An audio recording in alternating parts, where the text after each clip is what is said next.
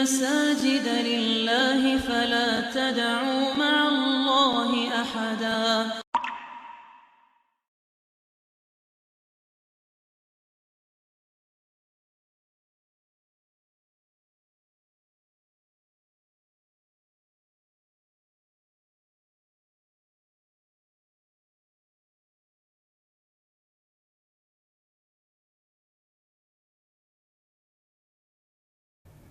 Assalamualaikum warahmatullahi wabarakatuh.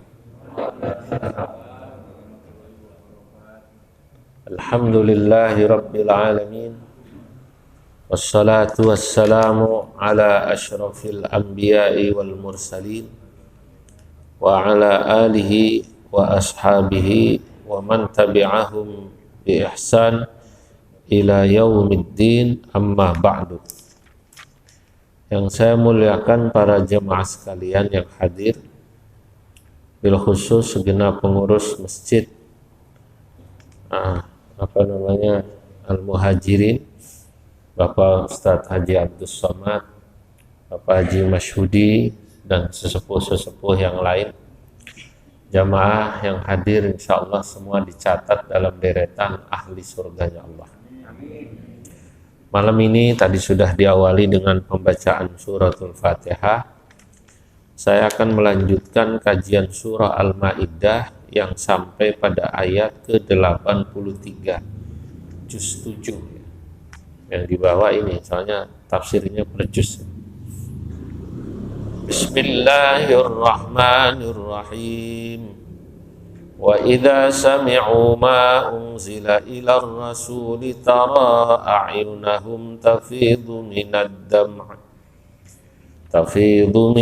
dam'i mimma 'arafu minal haqq yaquluna rabbana amanna faktubna ma'asy syahidin. وَمَا لَنَا لَا نُؤْمِنُ بِاللَّهِ وَمَا جَاءَنَا مِنَ الْحَقِّ وَنَطْمَعُ أَن يُدْخِلَنَا رَبُّنَا مَعَ الْقَوْمِ الصَّالِحِينَ.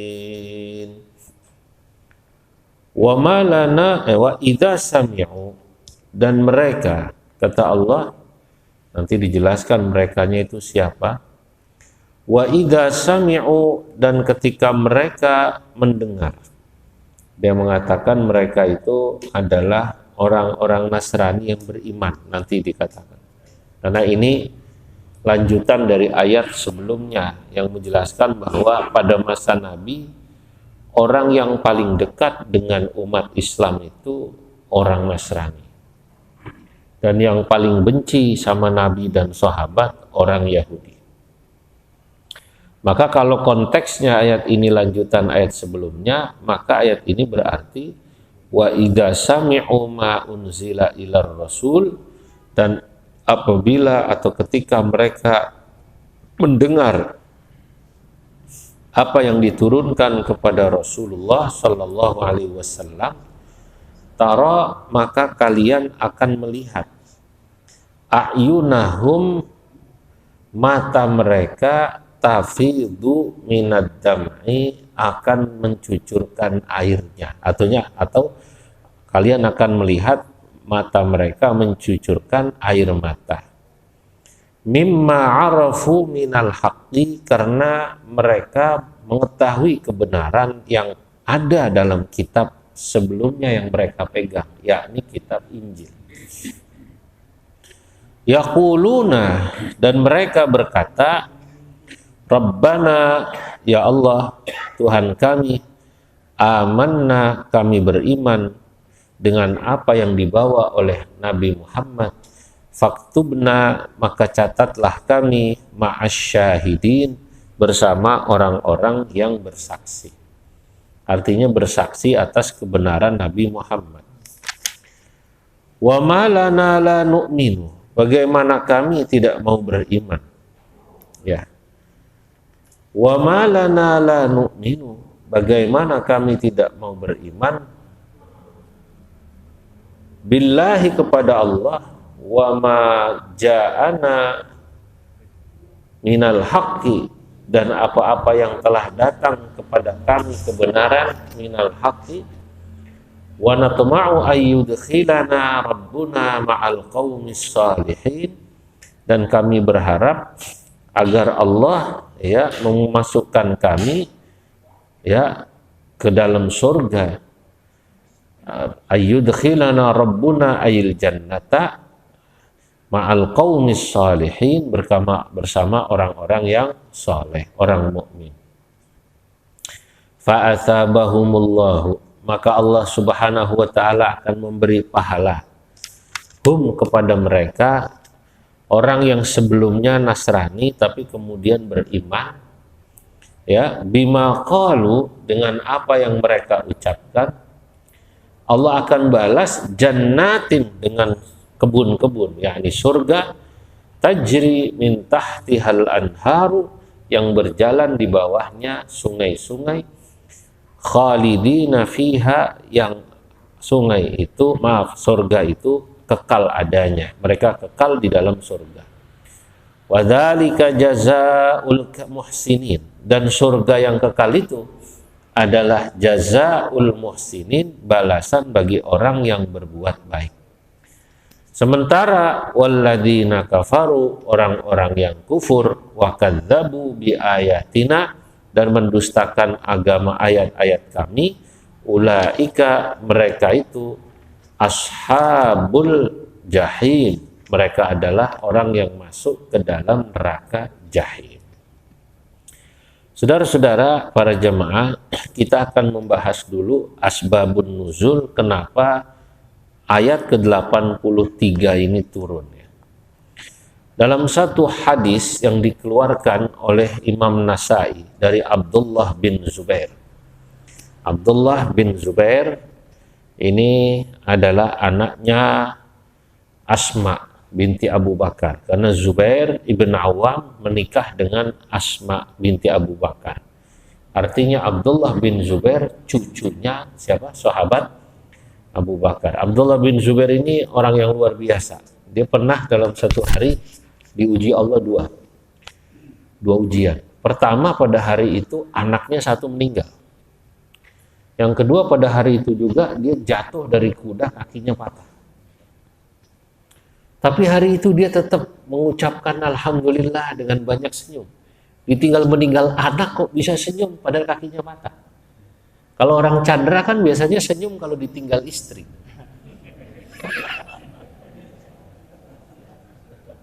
Betul gitu ya. Mata menangis sebelah mata gitu katanya. Apa? Karena ada lagunya tuh yang bikin ibu-ibu, bukan itu. Bila Israil datang memanggil, jasad terbujur di pembaringan, kan gitu ya. Terus ada bagian anunya itu, bagian belakangnya katanya gitu.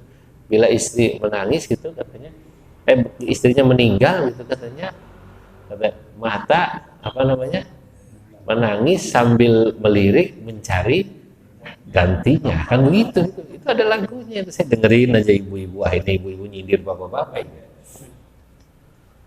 Jadi Abdullah bin Zubair hari itu anaknya meninggal dan kakinya patah, tapi dia tetap senyum gitu. Ada orang negur, ya Abdullah katanya, hai Abdullah, aku bingung katanya. Kau ini hari ini dapat ujian berat loh. Satu, anak meninggal. Kedua, kakinya patah. Kok bisa senyum gitu? Lah, bagaimana aku harus sedih? Aku tetap harus menunjukkan rasa syukur kepada Allah dengan terus mengucapkan alhamdulillah. Kenapa? Betul, aku diuji Allah. Pertama, kakiku patah. Kedua, anakku meninggal. Tapi begitu aku renungkan, nikmat yang Allah ambil dariku dibanding dengan nikmat yang masih ada menempel padaku, lebih banyak yang masih nempel. Anakku meninggal satu, tapi anakku yang lain masih ada. Alhamdulillah. Kakiku patah satu, tapi alhamdulillah kakiku yang satu masih bisa dipakai, tanganku dua masih bisa dipakai, mataku dua masih bisa dipakai. telingaku dua masih bisa dipakai, mulutku masih bisa ngomong, hidungku masih bisa menghidup. Masya Allah, berarti nikmat yang masih ada lebih banyak daripada yang diambil. Masya Allah. Kalau ingat sahabat Abdullah bin Zubair, kita kalau ngeluh itu malu. Ya, semalam gigi saya diambil satu sama dokter, dicabut semalam ini, dicabut. Ya, alhamdulillah masih ada gigi yang lain. Nah, Abdullah bin Zubair meriwayatkan hadis terkait ayat yang tadi kita baca. Wa idza sami'u qala, berkata Abdullah bin Zubair, saya lanjutkan. Nazalat hadhil ayatu fin Najasyi wa ashabu. Menurut Abdullah bin Zubair, ayat ini turun konteksnya membicarakan penguasa Ethiopia, raja Ethiopia yang punya gelar Najasyi, Negus gitu. Dulu disebutnya Negus. Orang Arab bilang Najasyi. Wa ashabihi, dan rakyatnya. Kenapa? Karena ketika Nabi mengirim Ja'far dan lain-lain hijrah ke Najasyi dakwah, Najasyi itu Ethiopia. Dulu mereka termasuk penganut Nasrani yang murni atau memegang kitab Injil yang asli, Pak. Kalau dalam kitab Injil yang asli disebut bahwa nanti Nabi akhir zaman lahir di Mekah. Ajarannya A, B, C, D, persislah seperti yang mereka pegang, yakni ajaran tauhid.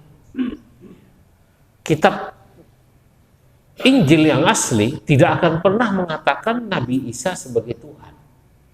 Kitab Injil yang asli akan mengatakan Nabi Isa sebagai Nabi. Bukan anak Tuhan, apalagi Tuhan. Nah, makanya ketika utusan Nabi datang ke sana menjelaskan inti-inti pokok atau pokok-pokok dan inti ajaran Al-Quran, nangis Najasyi. Makanya dikatakan, dan ketika mereka mendengar, merekanya siapa? Merekanya adalah orang-orang Najasyi, Raja Najasyi dan rakyatnya. Dan kemudian beriman. Ini menurut satu riwayat. Tapi menurut Imam At-Tabari, namanya tafsir itu, Pak, kadang-kadang jalurnya banyak. Ya sah-sah saja. Ya, tapi nanti kita akan kembalikan, pokoknya ayat itu kan sebenarnya berlaku umum. Pokoknya siapa yang mendengar kebenaran tentang isi Al-Quran, menangis, beriman, Allah akan masukkan mereka ke dalam surga. Maka itu yang berlaku umum dari ayat ini. Boleh konteksnya Najasyi, boleh yang lain, siapapun yang percaya pada isi Al-Quran lalu menangis, maka dia akan diberi pahala Allah. Kira-kira gitu. Preman Pondok Melati juga kalau dengar ayat Quran nangis lalu tobat, sama juga masuk dalam ayat ini. Kan tadi kan begitu mereka mendengar kebenaran dalam Al-Quran, mereka terus menangis lalu beriman. Rabbana amanna faktubna ma'as syahidin. Ya Allah, kami beriman. Kan intinya begitu. Nah, preman sini pergi umroh sampai Mekah, dengar Imam Masjidil Haram baca ayat, Imam Masjid Nabawi baca ayat, dia padahal cuma tahu satu ayat doang, nangis terus. Kalimatnya tentang neraka, Jahannam.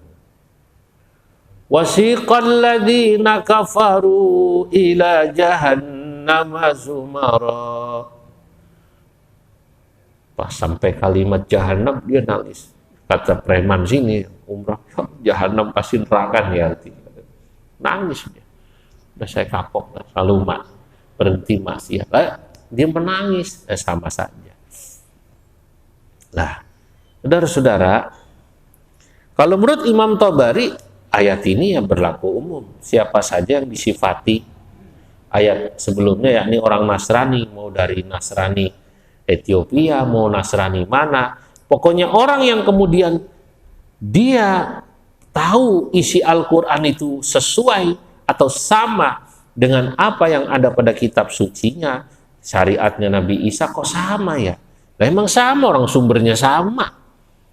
Sumbernya dari Allah Subhanahu wa ta'ala. Fa'adrakahumul Islam, lalu mereka masuk Islam. Fa'aslamu. Sebenarnya ya mereka itu masuk Islamnya tinggal ngakuin Nabi Muhammad aja, syahadat. Karena sebelumnya dia sudah mengakui Allah sebagai Tuhan. Nah, orang Nasrani, orang Yahudi kan sebenarnya sudah percaya tentang keberadaan Allah. Beda dengan orang musyrik Mekah. Orang musyrik nggak percaya Tuhan.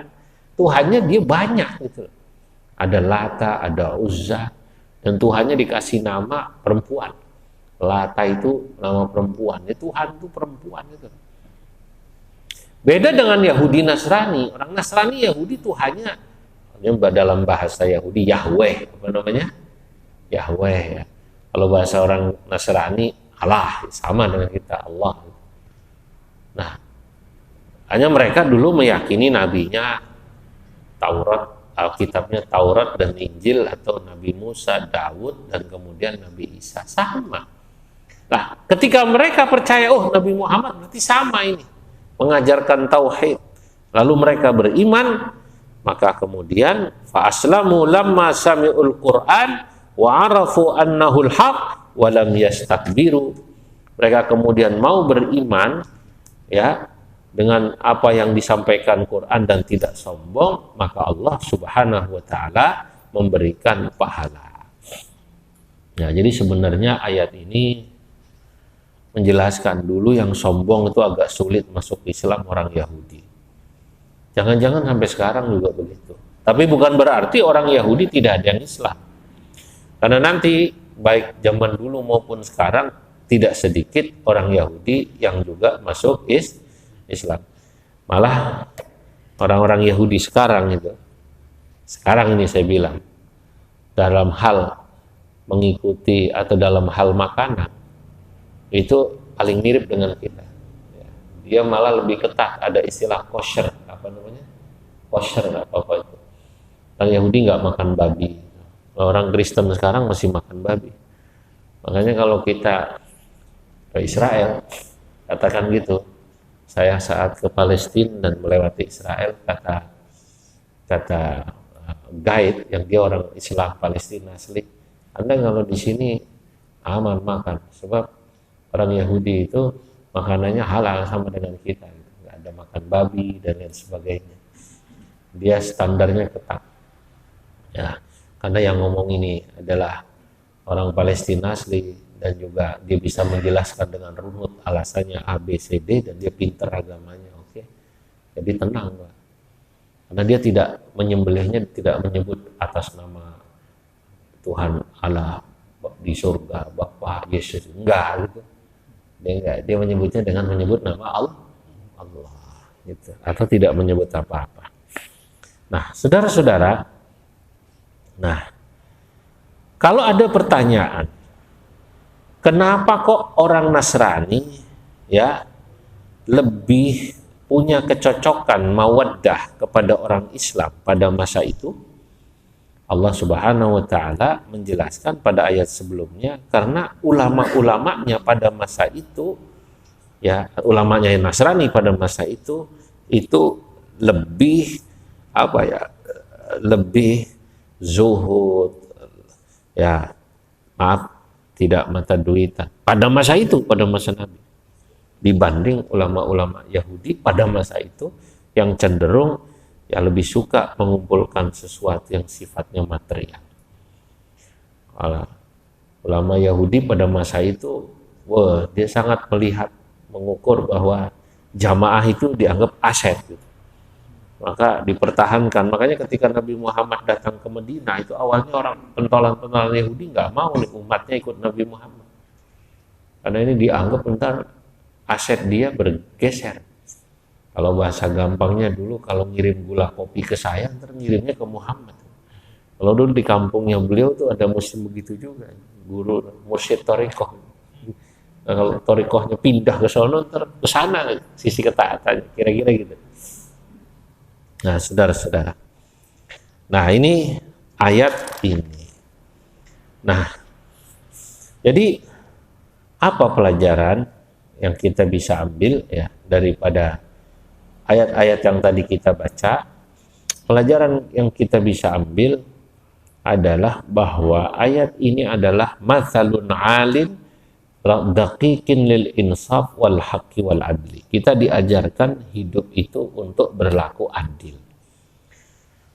Kalau memang datang dari orang itu kebenaran, kita harus terima. Nah, dan Allah Subhanahu wa taala di sini memuji orang Nasrani yang mau beriman. Ya, sebagaimana orang Nasrani telah berlaku adil, sekelompok mereka itu mereka bersaksi sudah beriman kepada Nabi Muhammad Shallallahu Alaihi Wasallam. Dan ini sebenarnya adalah sifat ulama yang benar ya gitu. Nah, menerima kebenaran walaupun itu disampaikan orang bahkan binatang, itu adalah sifat orang baik. Ada satu peribahasa kurang lebih berbunyi, khudil hikmah walau min famil bahai. Ambillah kebenaran itu walaupun dia keluar dari mulut binatang. Ya, dulu ada cerita ya, ada seorang ulama, santri lebih tepatnya. Ada yang bilang ini katanya Imam Ghazali, ada yang bilang. Begitu pulang dari pesantren, di tengah jalan dirampok. Perampoknya mau merampok semua. Sini. Nah, sang ulama ini yang masih jadi santri waktu itu, dia bilang, ini ambil semua barang punya saya, tolong kitab saya jangan diambil. Emang kenapa? Kata perampok. Disinilah sumber ilmu saya. Saya ngaji lama, saya coret-coret. Ambil uang saya, ambil harta saya. Tiba-tiba perampok itu bilang begini, wah, kamu itu aneh katanya. Kamu mengandalkan ilmu dari buku katanya. Mestinya ilmu itu kau simpan di hatimu, bukan di bukumu. Kau simpan dalam ingatanmu, bukan di bukumu. Bagaimana coba kalau bukumu ya tidak aku rampok, tapi kebakar atau tenggelam di sungai, terus kamu bagaimana coba? Kata santri ini, benar juga ya, ambil kitabnya. Mulai itu kata sang ulama, aku tidak lagi pernah mengandalkan ilmuku dari buku. Nah, zaman sekarang orang tidak mengandalkan ilmu dari buku, betul, tapi minal YouTube wa minal Google. Tapi ya repot juga, begitu kemarin WhatsApp take down, ya apa tuh sempat mati, apa down ya, atau nggak punya sinyal mati. Yang ilmu itu harus kita simpan. Artinya apa? Santri ini yang jadi ulama, ada yang bilang Imam Ghazali, benar ya omongan perampok itu, mestinya kita tidak mengandalkan ilmu dari apa tadi? Buku. Didengerin itu omongan, walaupun yang ngomong perampok. Nah, saudara-saudara, nah, jadi inilah yang harus kita pegang. Orang harus berlaku adil. Orang lain kalau baik, kita bilang baik. Kalau kita walaupun jelek, harus kita bilang jelek. Nah, saya melatih diri saya atau diri kita juga sebaiknya, kalau bisa, walaupun itu bukan golongan kita, kalau baik kita bilang baik. Saya orang NU, tapi saya bilang kalau saya ketemu orang Muhammadiyah yang baik, apa yang dilakukan baik, saya bilang baik. Itu. Saya lihat orang Muhammadiyah punya sisi positif dalam beberapa hal. Ya saya bilang sama orang NU, lu ikut Muhammadiyah. Muhammadiyah itu tertib, rapi. Sampai ada ungkapan, apa bedanya NU dan Muhammadiyah? Orang Muhammadiyah beda sama NU. Kalau NU gampang kumpul, susah baris. Kalau orang Muhammadiyah susah kumpul, gampang baris. Orang NU katanya gampang kumpul, artinya jamaahnya banyak. Ya memang harus diakui NU lebih banyak. Apalagi Jawa Timur ini, kampungnya Pak Masyudi ini. Apalagi persisnya Madura. Madura saudara, lahir aja langsung NU dia. Begitu balik baru Islam. Jadi Islamnya belakangan gitu. NU dulu. Ini di kampungnya Pak Masyudi, Jawa Timur. Wah, nyalon gubernur kalau nggak NU susah menang. Calon bupati kalau nggak NU susah menang. Saking kuatnya NU di sana, Masya Allah. Saya ke Banyuwangi, itu desa-desa NU semua. Jadi saya menghadiri itu acara pengukuhan ranting NU di desa-desa itu. Jadi punya kantor. Jadi kayak kantor kepala desa itu NU tuh. Kuat-kuat sekali. Wah, di sini NU semua. Jadi ada 200 sekian desa, itu 180-nya itu udah desa NU semua. Wah, pantesan kuat di sana, sampai copetnya aja NU di sana. Nah, tapi kadang-kadang dulu tadi kurang bisa baris, kurang rapi administrasinya. Ya walaupun sekarang sudah mulai bagus sih, bagus. Kemarin saya ke Sumeneb, itu ada satu kecamatan di Sumeneb punya BMT, Baitul Mal wa Tamwil ya. Ya itu kan berarti ya microfinance ya. Microfinance syariah itu di level kecamatan itu asetnya itu 400 miliar. Wah, kantor NU kecamatan di Gapura itu namanya. Saya akan ke sana, Pak. Keren sekali. Mewah. Hebat. Nah, tapi ya saya bilang NU tetap harus belajar dari Muhammadiyah. Muhammadiyah terbiasa rapi. Walaupun kadang-kadang kesannya kaku. Gitu loh. Kesannya kaku. Ya, kadang-kadang orang rapi kan kaku. Potong pajak sekian, apa adanya gitu. Tapi emang aturan gitu. Nah, kalau Muhammadiyah itu kalau tanda tangan itu habis ceramah, tanda tangan dulu, apaan ini? Ganti transport. Ada kwitansinya. Jadi kita nerima berapa udah jelas Pak itu. Kita pakai nanya ini. Kalau di masjid NU nggak begitu, main blesak gitu. Kadang-kadang guru atau kiainya bingung nih kira-kira berapa isinya ya. Pura-pura nanya toilet. Padahal bukan pengen pipis, pengen tahu isi amplop berapa ya. Itu di masjid lain. Kalau di sini jelas amplopnya udah jelas. Udah bertahun-tahun udah jelas. Nggak usah pakai kwitansi lagi Pak, udah jelas.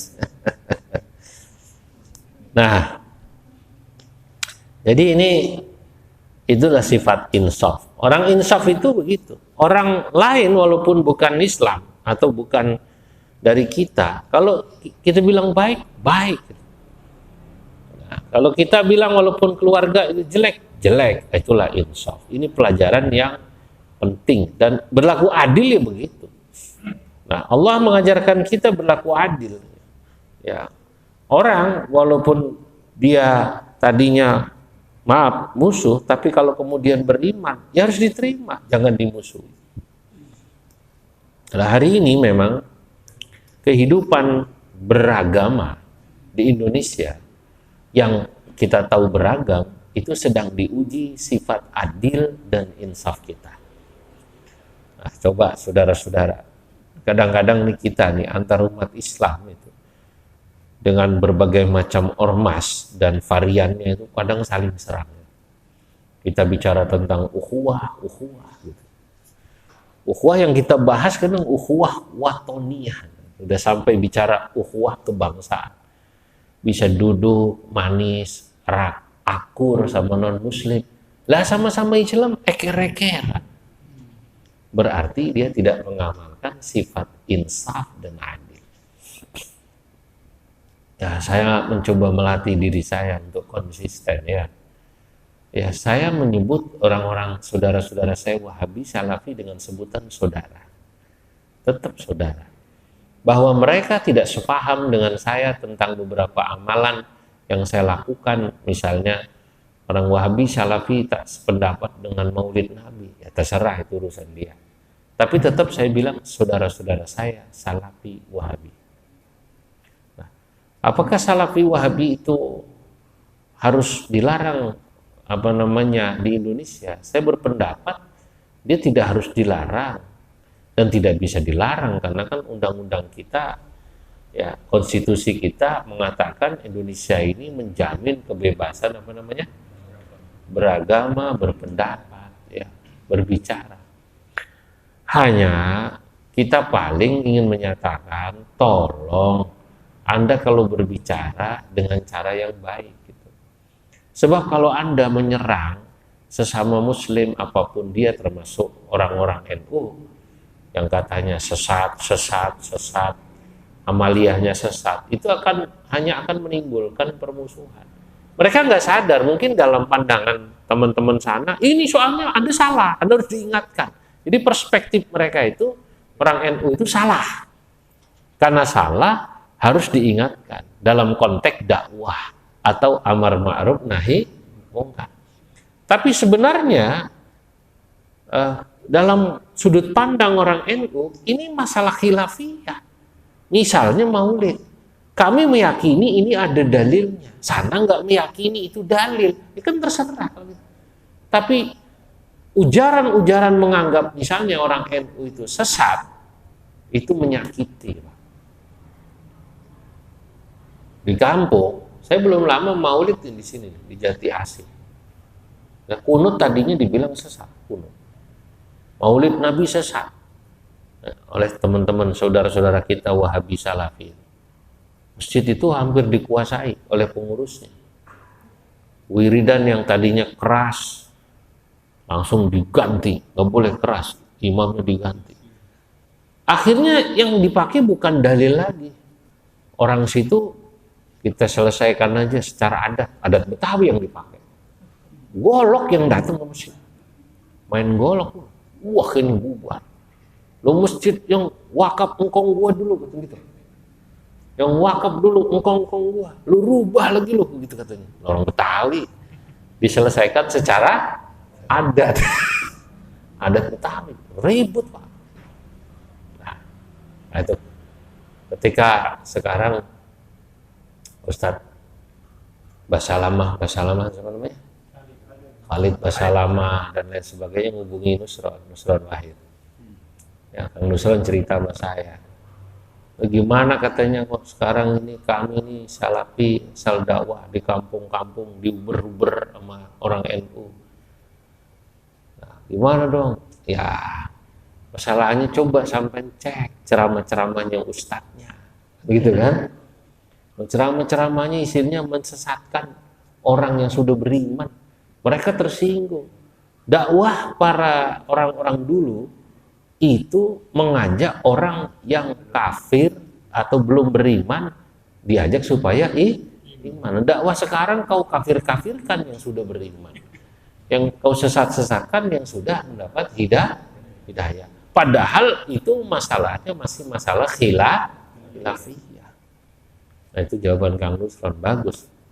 Kemarin saya ditelepon, ada namanya Habib siapa ya, Anis bin Muhammad bin Abu Bakar Sahibul Haul Gresik, Habib ya, cucunya Habib Abu Bakar Gresik Assegaf di Solo, minta saya hadir. Mungkin katanya kami mendengar Bapak ini bolak-balik dari NU, ya selalu ceramahnya itu adem.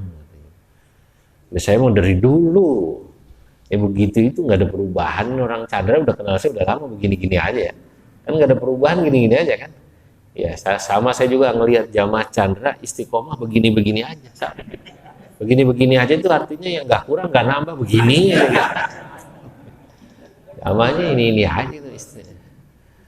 Saya bilang mungkin yang baru tahu gitu. Orang Chandra tahu saya begini dari dulu ya, nggak ada berubah saya, nggak pernah meledak-ledak misalnya nyerang orang apa bela, nggak, biasa aja. Lah rupanya memang di bawah ini masyarakat capek gitu loh, sudah mulai apa namanya capek ribut masalah khilafiyah, capek.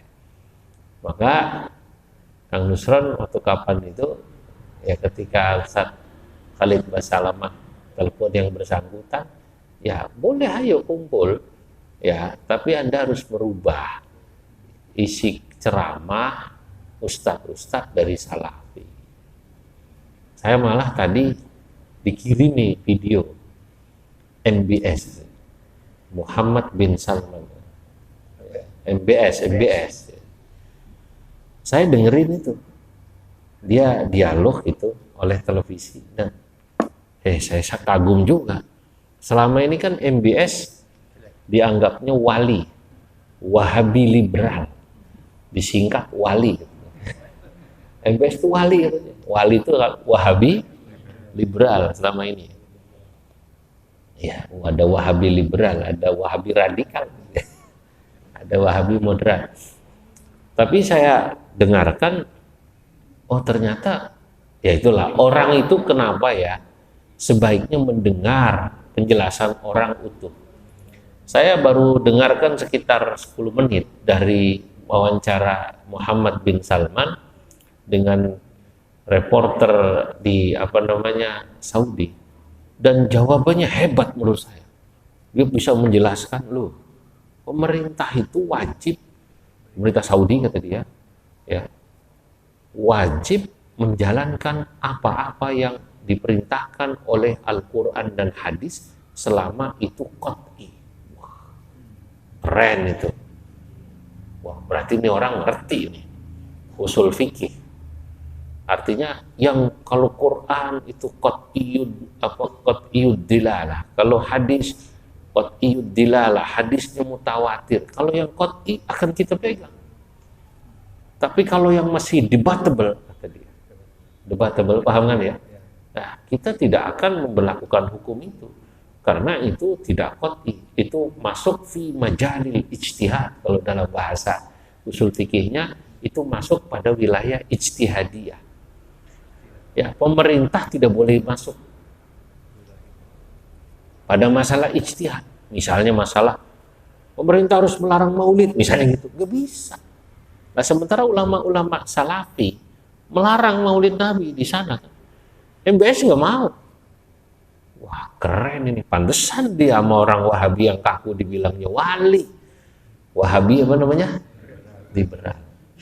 Hanya karena kemudian kita tahu ya Saudi membuka semacam tempat tertentu di mana mempersilahkan orang-orang yang dari luar Saudi, kalau bahasa kitanya itu tempat mereka mau hiburan, mau mabok, ya, dia terbuka. Nah, itu kan yang mabok dia, bukan orang Islam.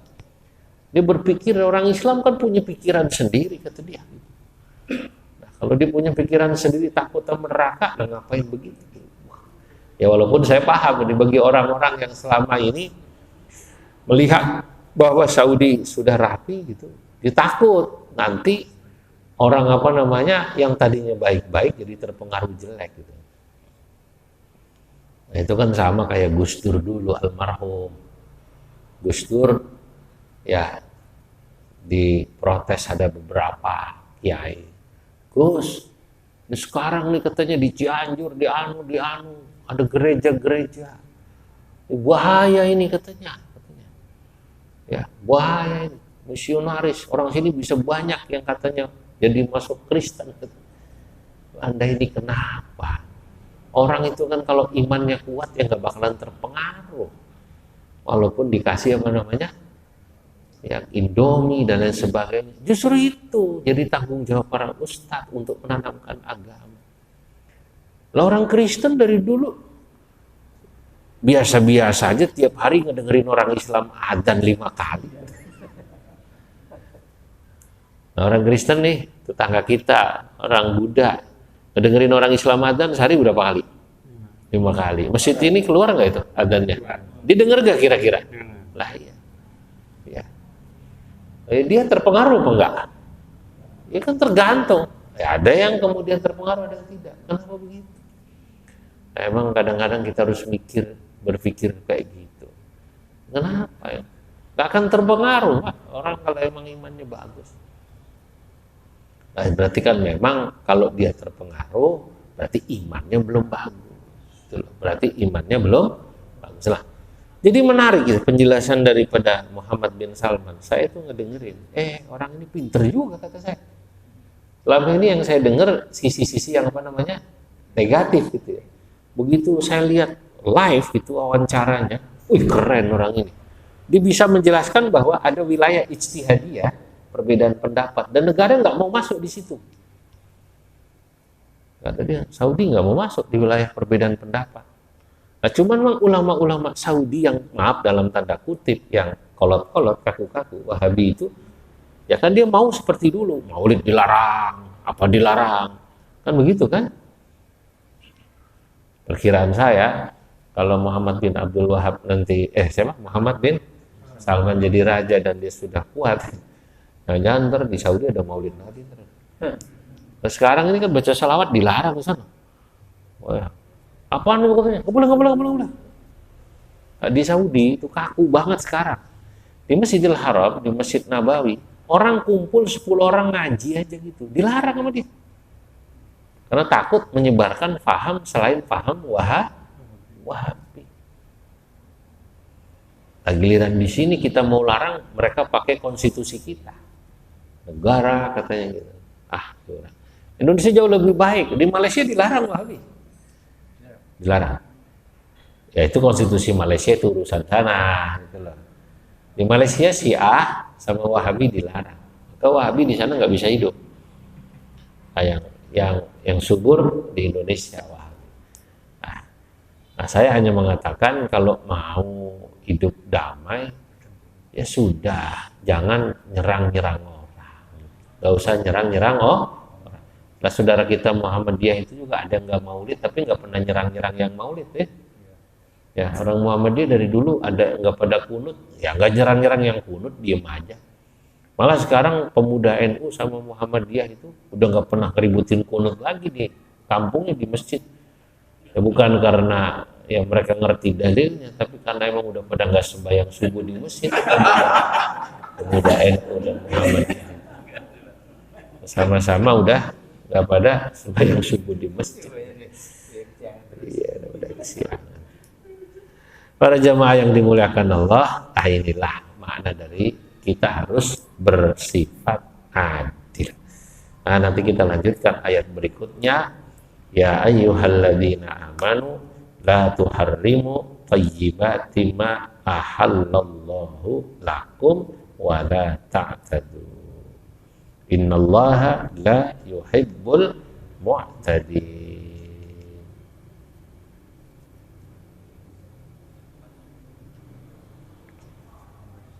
Sampai di sini dulu.